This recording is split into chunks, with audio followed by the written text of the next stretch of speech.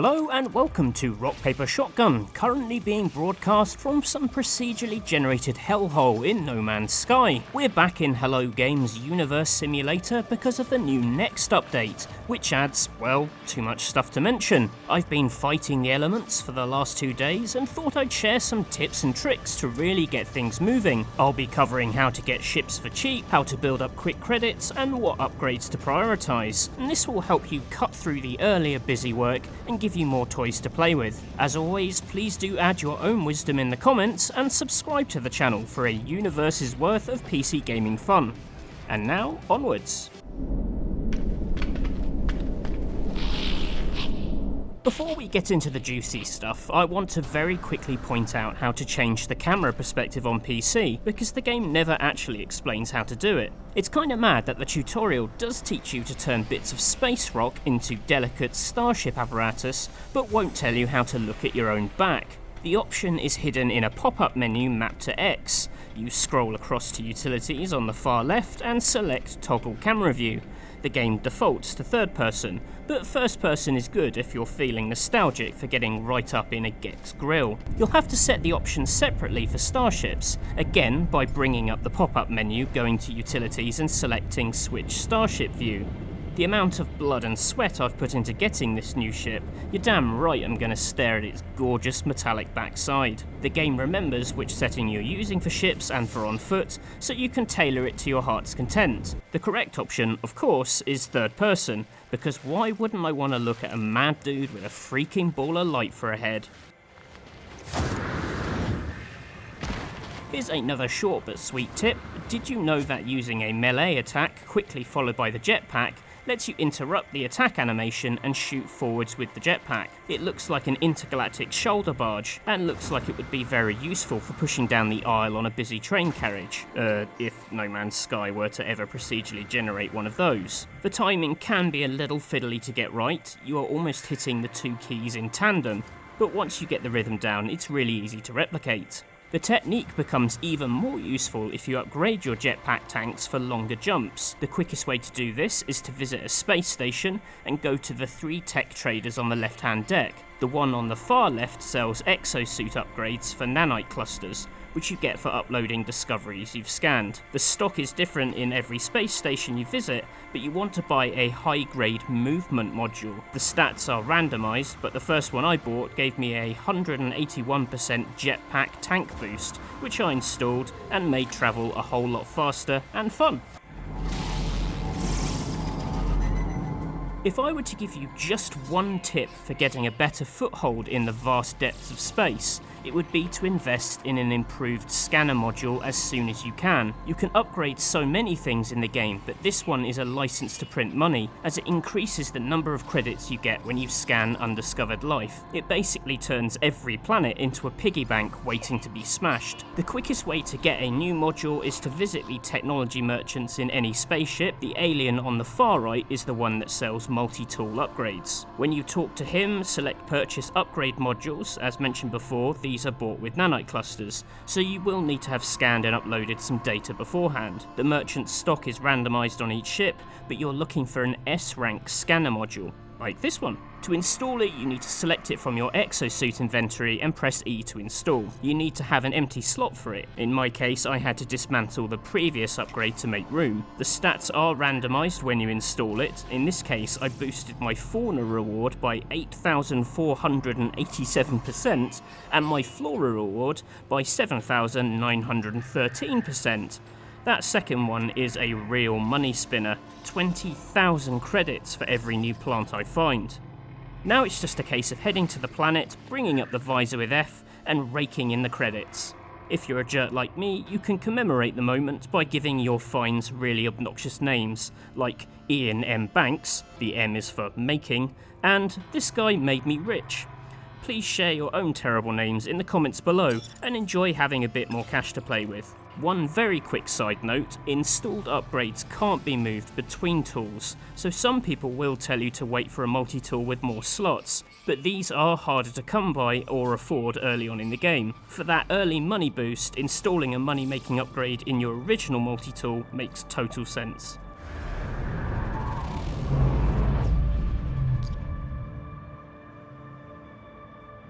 Now that you are getting rich, it's time to travel in style. To get a new ship without spending loads of money is a little complicated, but worth the hassle. For starters, you need to discover a distress beacon, which reveals the location of crashed ships. There are 2 ways to do this.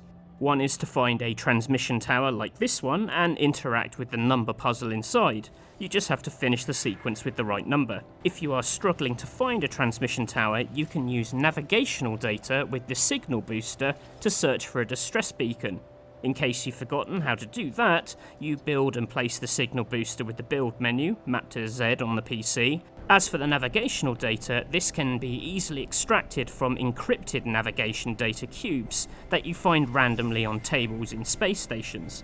Keep an eye out for them. Once you've got a distress beacon, fly over to it to find the crashed ship. These can be claimed for free, but come with damaged inventories that take loads of crafting and resources to fix. Things like radiation leaks, hull fractures, and damaged gears add up to costly and time-consuming work. What I like to do is just fix the launch thruster and pulse engine.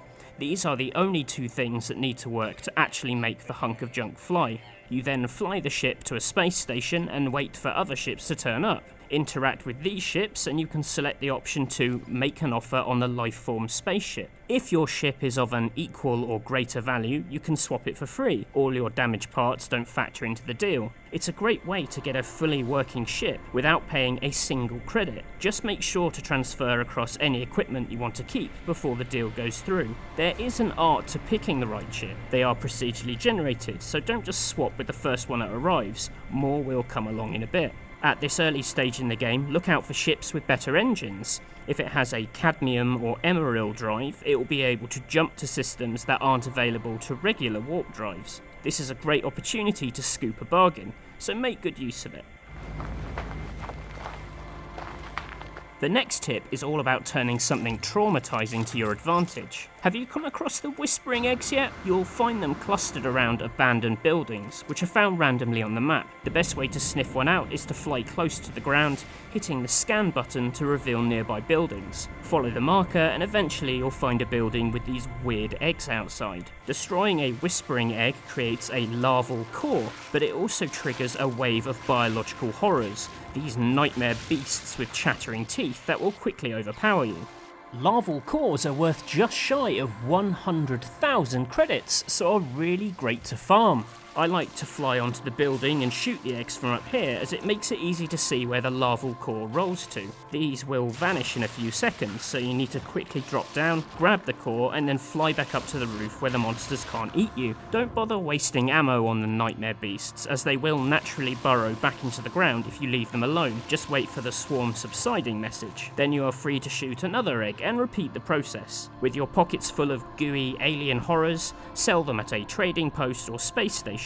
Just don't ask them what the buyer is using them for. Ignorance is bliss, my friend.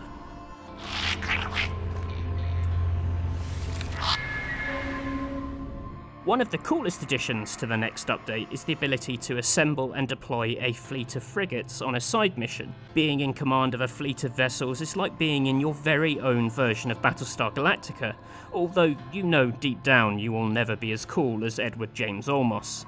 Before assembling your fleet, you need a freighter to act as a central base, and you can get one for free. Once you've learned to warp jump, which you do as part of the central storyline, you need to start exploring new systems. After a number of jumps, for me it was 3, you'll see a battle detected message appear on screen. Look for the nearby freighter under attack and fly to its rescue. There will only be a couple of small enemy ships. If someone as cat-handed as myself can shoot them down, I'm sure you'll have no problems. When you shoot them all down, the captain will reach out over emergency comms. You can respond with the in-ship communicator on the pop-up menu, in case you've forgotten how to use it. He'll invite you on board, so just fly to the big glowing front door and let the docking animation do the rest.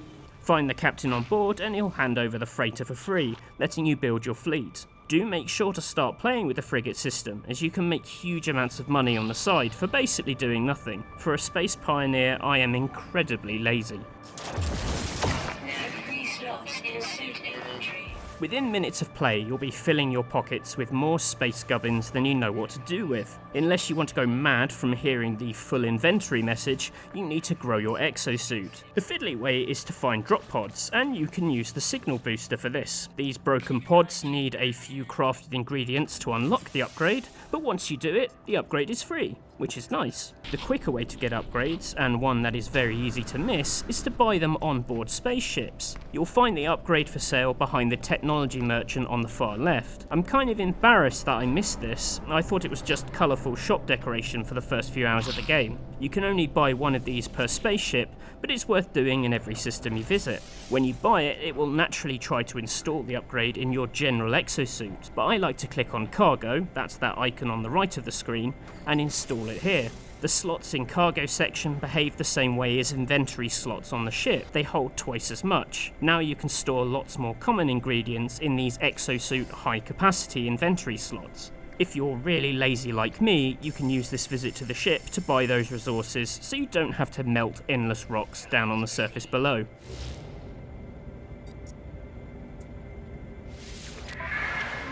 Last but not least, as soon as you have built the blueprint analyzer, which you unlock doing the central questline, use it to learn how to build save points, because then you can carry a portable save point. The most important thing after placing it is to pick it up. The default input on PC is clicking mouse 3. The same goes for any portable tech like the signal booster or the refiner. Instead of building them when you need them, just pick one up and carry that through the game. Yes, they take up an inventory space, but having them ready to drop whenever you need them is always useful. A short but hopefully sweet tip. And those are the key bits of wisdom that have been getting me through the early hours of the game. Different people want different things from No Man's Sky, but for my money/space credits, the exploration and progression is so much more engaging when you can cut around the earlier chores. Hopefully these tips have helped speed you towards some better tech and a smoother adventure. I feel like there's still loads to discover in this update. It is a big update, so do share your own advice below. I can't wait to learn your tricks. If you enjoyed this video and want more PC gaming adventures, why not subscribe to the channel, making sure to select the notification bell so our videos don't vanish into the black hole that is the YouTube algorithm. Thanks for watching, and hopefully see you soon. Goodbye!